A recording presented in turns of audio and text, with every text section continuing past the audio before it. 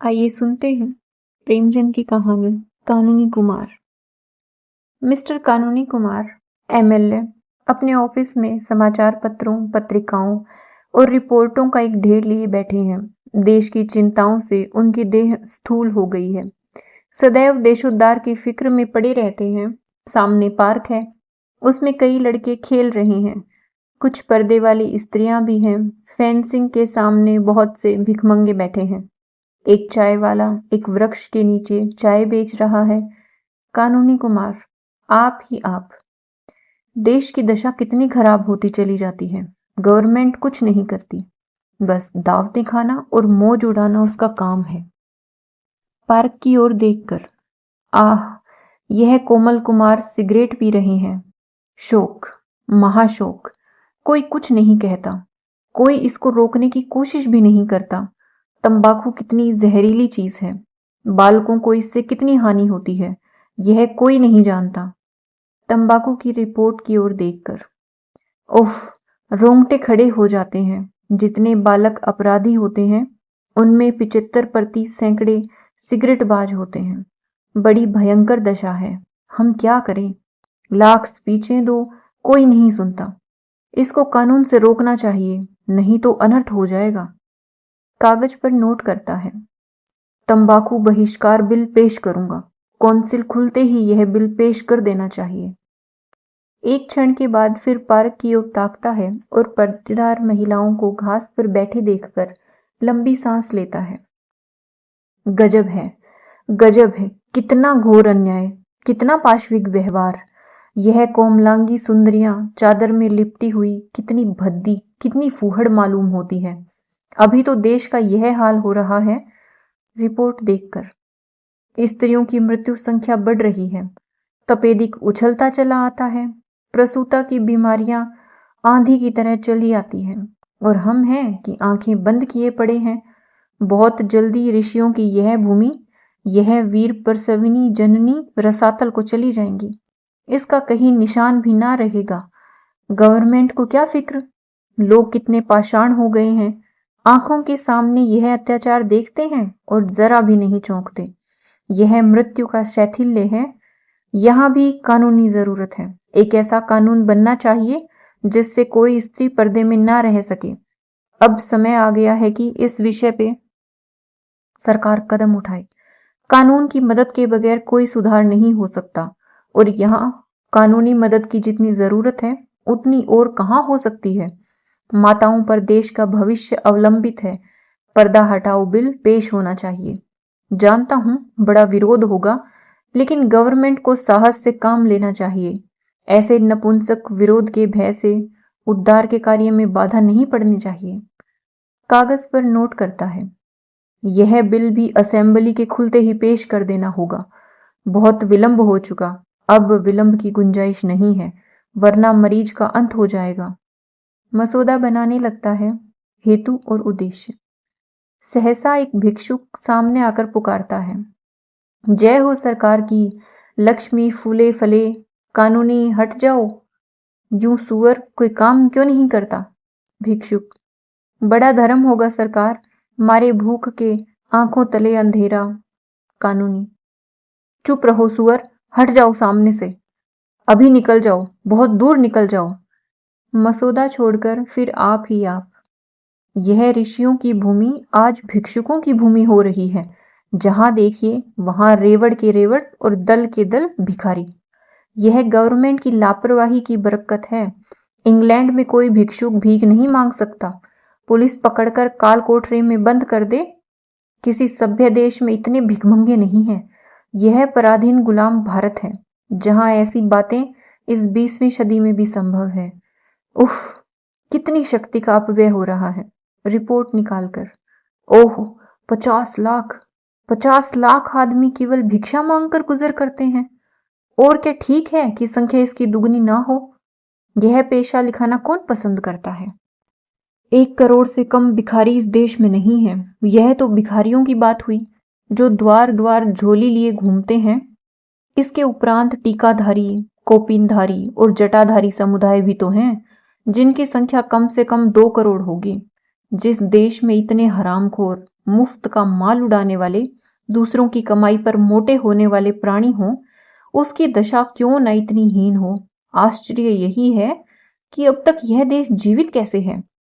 Note करता है, एक बिल की सख्त जरूरत है, उसे पेश करना ही चाहिए। नाम हो भिखमंगा बहिष्कार बिल। खूब जूतियां चलेंगी, धर्म के सूत्रधार खूब नाचेंगे, खूब गालियां देंगे, गवर्नमेंट भी कन्नी काटेगी, मगर सुधार का मार्ग तो कंटाकीर्ण है ही। तीनों बिल मेरे ही नाम से हों, फिर देखिए कैसी खलबली मचती है। आवाज आती है, चाय गरम, चाय गरम, मगर ग्राहकों की संख्या बहुत कम है। कानूनी कुमार का ध्यान चाय वाले की ओर आकर्षित हो जाता है। कानूनी, आप ही आप। चाय वाले की दुकान पर एक भी ग्राहक नहीं है। कैसा मूर्ख देश है, इतनी बलवर्धक वस्तु और ग्राहक कोई नहीं। सभ्य देशों में पानी की जगह चाय पी जाती है। रिपोर्ट देखकर, इंग्लैंड में 5 करोड़ पौंड की चाय जाती है। इंग्लैंड वाले मूर्ख नहीं है, उनका आज संसार पर आधिपत्य है। इसमें चाय का कितना बड़ा भाग है, कौन इसका अनुमान कर सकता है। यहाँ बेचारा चाय वाला खड़ा है और कोई उसके पास नहीं फटकता। चीन वाले चाय पी पीकर स्वाधीन हो गए, मगर हम चाय ना पिएंगे, क्या अक्ल है। गवर्नमेंट का सारा दोष है। कीटों से भरे हुए दूध के लिए इतना शोर मचता है, मगर चाय को कोई नहीं पूछता, जो कीटों से खाली, उत्तेजक और पुष्टिकारक है। सारे देश की मति मारी गई है। नोट करता है, गवर्नमेंट से प्रश्न करना चाहिए। असेंबली खुलते ही प्रश्नों का तांता बांध दूंगा। प्रश्न क्या, गवर्नमेंट बताएगी कि गत 5 सालों में भारतवर्ष में चाय की खपत कितनी बढ़ी है और उसका सर्वसाधारण में प्रचार करने के लिए गवर्नमेंट ने क्या कदम उठाए हैं। एक रमणी का प्रवेश, कटे हुए केश, आड़ी मांग, पारसी रेशमी साड़ी, कलाई पर घड़ी, आंखों पर ऐनक, पांव में ऊंची एड़ी का लेडी शू, हाथ में एक बटुआ लटकाए हुए, साड़ी में ब्रूच है, गले में मोतियों का हार। कानूनी, हेलो मिसेस बोस, आप खूब आई। कहिए किधर की सैर हो रही है। अब की तो आलोक में आपकी कविता बड़ी सुंदर थी, मैं तो पढ़कर मस्त हो गया। इस नन्हे से हृदय में इतने भाव कहाँ से आते हैं, मुझे आश्चर्य होता है। शब्द विन्यास की तो आप रानी हैं, ऐसे ऐसे चोट करने वाले भाव आपको कैसे सूझ जाते हैं। मिसेस बोस, दिल जलता है तो अब उसमें अपने आप धुएं के बादल निकलते हैं। जब तक स्त्री समाज पर पुरुषों का अत्याचार होता रहेगा, ऐसे भावों की कमी ना रहेगी। कानूनी, क्या इधर कोई नई बात हो गई। बोस, रोज ही तो होती रहती है। मेरे लिए डॉक्टर बोस की आज्ञा नहीं कि किसी से मिलने जाओ या कहीं सैर करने जाओ। अब की कैसी गर्मी पड़ी है कि सारा रक्त जल गया, पर मैं पहाड़ों पर ना जा सकी। मुझसे यह अत्याचार, यह गुलामी सही नहीं जाती। कानूनी, डॉक्टर बोस खुद भी तो पहाड़ों पर नहीं गए। बोस, वह ना जाए, उन्हें धन की हाय हाय पड़ी है, मुझे क्यों अपने साथ लिए मरते हैं। वह क्लब में नहीं जाना चाहते, उनका समय रुपए उगलता है, मुझे क्यों रोकते हैं। वह खद्दर पहने, मुझे क्यों अपनी पसंद के कपड़े पहनने से रोकते हैं। वह अपनी माता और भाइयों के गुलाम बने रहें, मुझे क्यों उनके साथ रो रो कर दिन काटने पर मजबूर करते हैं। मुझसे यह बर्दाश्त नहीं हो सकता। अमेरिका में एक कटु वचन कहने पर संबंध विच्छेद हो जाता है। पुरुष जरा देर में घर आया और स्त्री ने तलाक दिया। वह स्वाधीनता का देश है, वहां लोगों के विचार स्वाधीन हैं। यह गुलामों का देश है, यहाँ हर बात में उसी गुलामी की छाप है। मैं अब डॉक्टर बोस के साथ नहीं रह सकती, नाको दम आ गया। इसका उत्तरदायित्व उन्हीं लोगों पर है जो समाज के नेता और व्यवस्थापक बनते हैं। अगर आप चाहते हैं कि स्त्रियों को गुलाम बनाकर स्वाधीन हो जाएं, तो यह अनहोनी बात है। जब तक तलाक का कानून ना जारी होगा, आपका स्वराज्य आकाश कुसुम ही रहेगा। डॉक्टर बोस को आप जानते हैं, धर्म में उनकी कितनी श्रद्धा है। खप्त कहिए, मुझे धर्म के नाम से घृणा है। इसी धर्म ने स्त्री जाति को पुरुष की दासी बना दिया है। मेरा बस चले तो मैं सारे धर्म की पोथियों को उठाकर परनाले में फेंक दूं। मिसेस एयर का प्रवेश, गोरा रंग, ऊंचा कद, ऊंचा गाउन, गोल हांडी की सी टोपी, आंखों पर ऐनक, चेहरे पर पाउडर, गालों और होठों पर सुर्ख पेंट, रेशमी जुराबें और ऊंची एड़ी के जूते। कानूनी हाथ बढ़ाकर, हेलो मिसेज एयर, आप खूब आई। कहिए, किधर की सैर हो रही है? आलोक में अब की आपका लेख अत्यंत सुंदर था, मैं तो पढ़कर दंग रह गया। मिसेज एयर, मिसेस बोस की ओर मुस्कुराकर, दंग ही तो रह गए या कुछ किया भी। हम स्त्रियां अपना कलेजा निकाल कर रख दें, लेकिन पुरुषों का दिल न पसीजेगा। बोस, सत्य, बिल्कुल सत्य। एयर, मगर इस पुरुष राज का बहुत जल्द अंत हुआ जाता है। स्त्रियां अब कैद में नहीं रह सकती। मिस्टर एयर की सूरत मैं नहीं देखना चाहती। मिसेस बोस मुंह फेर लेती हैं, कानूनी मुस्कुराकर, मिस्टर एयर तो खूबसूरत आदमी हैं। लेडी एयर, उनकी सूरत उन्हें मुबारक हो। मैं खूबसूरत पराधीन नहीं चाहती, बदसूरत स्वाधीनता चाहती हूँ। वह मुझे अब की जबरदस्ती पहाड़ पर ले गए। वहां की शीत मुझसे नहीं सही जाती। कितना कहा कि मुझे मत ले जाओ, मगर किसी तरह ना माने। मैं किसी के पीछे पीछे कुतिया की तरह नहीं चलना चाहती। मिसेस बोस उठकर खिड़की के पास चली जाती हैं। कानूनी, अब मुझे मालूम हो गया कि तलाक का बिल असेंबली में पेश करना पड़ेगा। एयर, खैर आपको मालूम तो हुआ, मगर शायद कयामत में। कानूनी, नहीं मिसेज एयर, अब की छुट्टियों के बाद ही यह बिल पेश होगा और धूमधाम के साथ पेश होगा। बेशक पुरुषों का अत्याचार बढ़ रहा है। जिस प्रथा का विरोध आप दोनों महिलाएं कर रही हैं, वह अवश्य हिंदू समाज के लिए घातक है। अगर हमें सभ्य बनना है तो सभ्य देशों के पद चिन्हों पर चलना पड़ेगा। धर्म के ठेकेदार चिल्लपों मचाएंगी, कोई परवाह नहीं। उनकी खबर लेना आप दोनों महिलाओं का काम होगा। ऐसा बनाना कि मुंह न दिखा सके। लेडी एयर, पेशगी धन्यवाद देती हूँ। हाथ मिलाकर चली जाती है। मिसेस बोस खिड़की के पास से आकर, आज इसके घर में घी का चिराग जलेगा। यहां से सीधे बॉस के पास गई होंगी। मैं भी जाती हूँ। चली जाती है। कानूनी कुमार एक कानून की किताब उठाकर उसमें तलाक की व्यवस्था देखने लगता है कि मिस्टर आचार्य आते हैं। मुंह साफ, एक आंख पर ऐनक, खाली आधे बांह का शर्ट, निक्कर, ऊनी मोजे, लंबे बूट, पीछे एक टेरियर, कुत्ता भी है। कानूनी, हेलो मिस्टर आचार्य, आप खूब आए। आज किधर की सैर रही? होटल का क्या हाल है? आचार्य, कुत्ते की मौत मर रहा हूँ। इतना बढ़िया भोजन, इतना साफ सुथरा मकान, ऐसी रोशनी, इतना आराम, फिर भी मेहमानों का दुर्भिक्ष। समझ में नहीं आता कितना खर्च घटाऊं। इन दामों अलग घर में मोटा खाना भी नसीब नहीं होता। उस पर सारे जमाने की झंझट, कभी नौकर का रोना, कभी दूध वाले का रोना, कभी धोबी का रोना, कभी मेहतर का रोना। यहाँ सारे जंजाल से मुक्ति हो जाती है, फिर भी आधे कमरे खाली पड़े हैं। कानूनी, यह तो आपने बुरी खबर सुनाई। आचार्य, पश्चिम में क्यों इतना सुख और शांति है? क्यों इतना प्रकाश और धन है? क्यों इतनी स्वाधीनता और बल है? इन्हीं होटलों के प्रसाद से। होटल पश्चिमी गौरव का मुख्य अंग है, पश्चिमी सभ्यता का प्राण है। अगर आप भारत को उन्नति के शिखर पर देखना चाहते हैं तो होटल जीवन का प्रचार कीजिए। इसके सिवा दूसरा उपाय नहीं है। जब तक छोटी छोटी घरेलू चिंताओं से मुक्त ना हो जाएंगे, आप उन्नति कर ही नहीं सकते। राजों रईसों को अलग घरों में रहने दीजिए, वह एक की जगह 10 खर्च कर सकते हैं। मध्यम श्रेणी वालों के लिए होटल के प्रचार में ही सब कुछ है। हम अपने सारे मेहमानों की फिक्र अपने सिर लेने को तैयार हैं, फिर भी जनता की आंखें नहीं खुलती। इन मूर्खों की आंखें उस वक्त तक ना खुलेंगी जब तक कानून ना बन जाए। कानूनी गंभीर भाव से, हाँ मैं सोच रहा हूँ, जरूर कानून से मदद लेनी चाहिए। एक ऐसा कानून बन जाए कि जिन लोगों की आय 500 से कम है होटलों में रहें। क्यों? आचार्य, अगर आप यह कानून बनवा दें तो आने वाली संतान आपको अपना मुक्तिदाता समझेंगी। आप एक कदम में देश को 500 वर्ष की मंजिल तय करा देंगे। कानूनी, तो लो, अब की यह कानून भी असेंबली खुलते ही पेश कर दूंगा। बड़ा शोर मचेगा, लोग देशद्रोही और जाने क्या क्या कहेंगे, पर मैं इसके लिए तैयार हूँ। कितना दुख होता है जब लोगों को अहित के द्वार पर लुटिया लिए खड़ा देखता हूँ। स्त्रियों का जीवन तो नरक तुल्य हो रहा है। सुबह से 10-12 बजे रात घर के धंधों से फुर्सत नहीं। कभी बर्तन मांजो, कभी भोजन बनाओ, कभी झाड़ू लगाओ।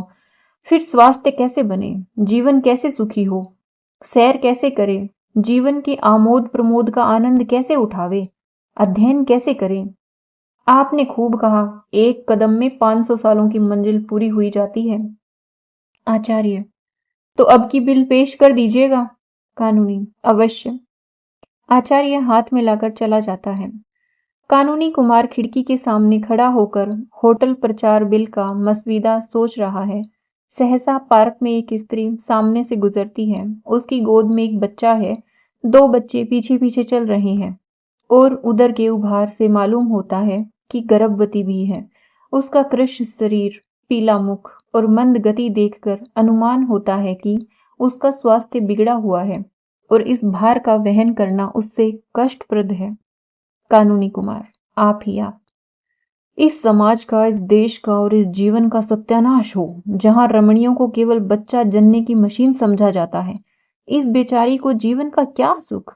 कितनी ही ऐसी बहनें इसी जंजाल में फंसकर 32-35 की अवस्था में, जबकि वास्तव में जीवन को सुखी होना चाहिए, रुग्ण होकर संसार यात्रा समाप्त कर देती हैं।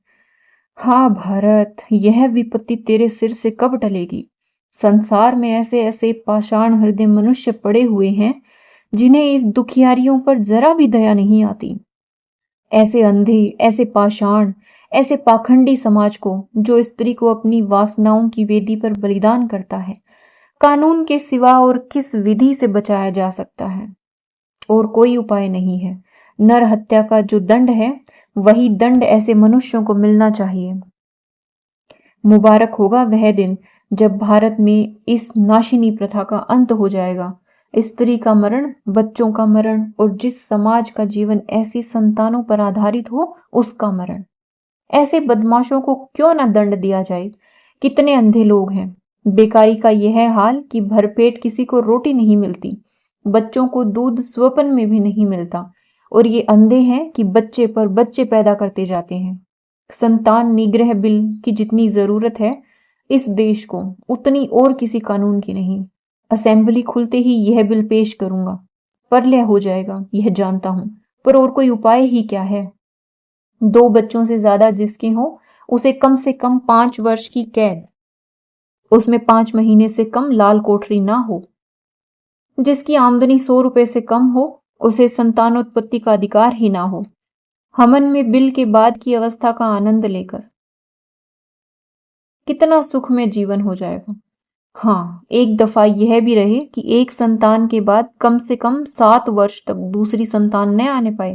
तब इस देश में सुख और संतोष का साम्राज्य होगा।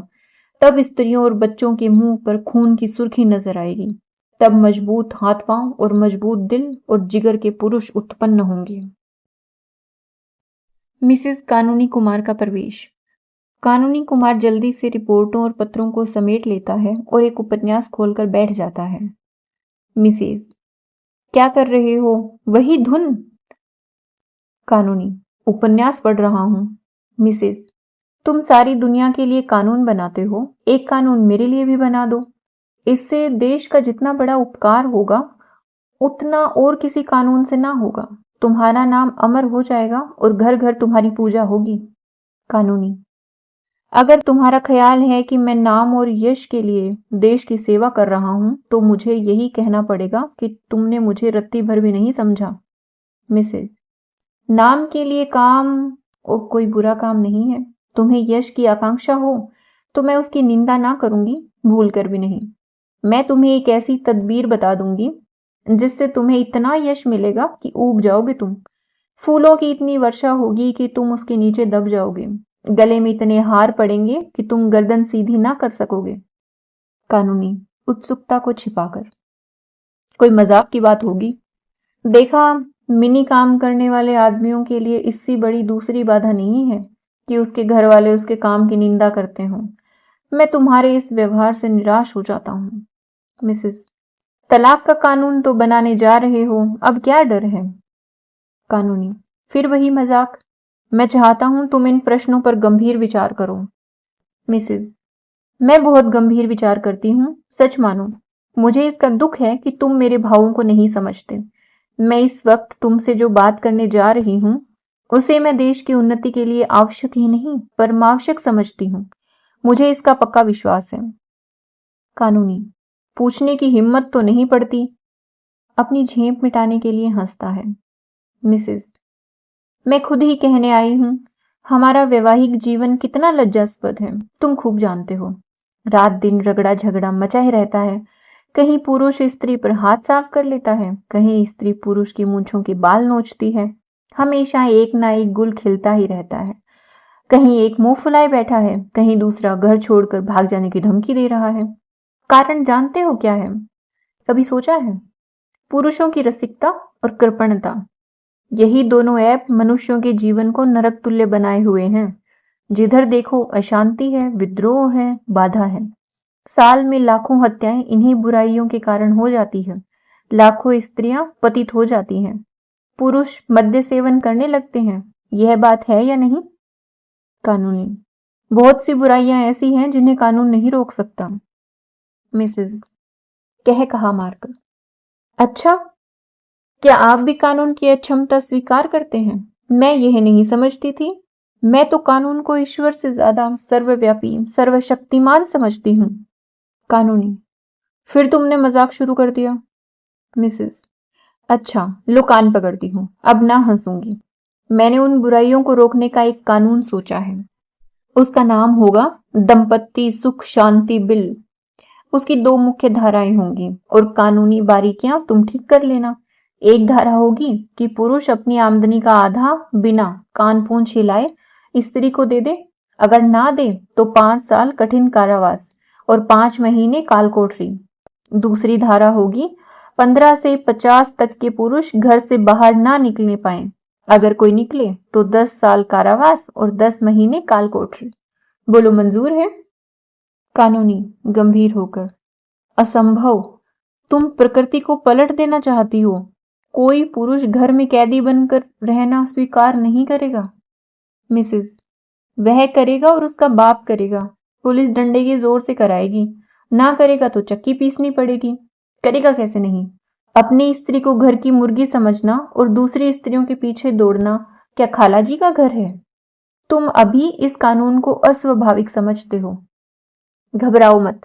स्त्रियों का अधिकार होने दो। यह पहला कानून ना बन गया तो कहना कि कोई कहता था। स्त्री एक एक पैसे के लिए तरसे और आप गुलछर्रे उड़ाएं। दिल लगी है। आधी आमदनी स्त्री को दे देनी पड़ेगी, जिसका उससे कोई हिसाब ना पूछा जा सकेगा। कानूनी तुम मानव समाज को मिट्टी का खिलौना समझती हो। मिसेस, कदापि नहीं। मैं यही समझती हूँ कि कानून सब कुछ कर सकता है। मनुष्य का स्वभाव भी बदल सकता है। कानूनी कानून यह नहीं कर सकता। मिसेस, कर सकता है। कानूनी नहीं कर सकता। मिसेज, कर सकता है। अगर वह जबरदस्ती लड़कों को स्कूल भेज सकता है, अगर वह जबरदस्ती विवाह की उम्र नियत कर सकता है, अगर वह जबरदस्ती बच्चों को टीका लगवा सकता है, तो वह जबरदस्ती पुरुषों को घर में बंद भी करवा सकता है। उसकी आमदनी का आधा स्त्रियों को भी दिला सकता है। तुम कहोगे पुरुष को नष्ट कष्ट होगा। जबरदस्ती जो काम कराया जाता है उसमें करने वाले को कष्ट होता है। तुम उस कष्ट का अनुभव नहीं करते, इसलिए मैं तुम्हें नहीं अखरता। मैं यह नहीं कहती कि सुधार जरूरी नहीं है।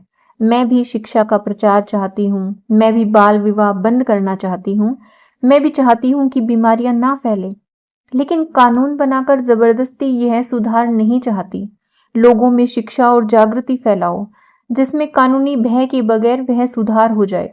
आपसे कुर्सी तो छोड़ी नहीं जाती, घर से निकला जाता नहीं, शहरों की विलासिता को एक दिन के लिए भी नहीं त्याग सकते और सुधार करने चले हैं। आप देश का सुधार। इस तरह सुधार ना होगा। हाँ, पराधीनता की बेड़ी और भी कठोर हो जाएगी। मिसेस कुमार चली जाती हैं और कानूनी कुमार अव्यवस्थित चित्त सा कमरे में टहलने लगता है।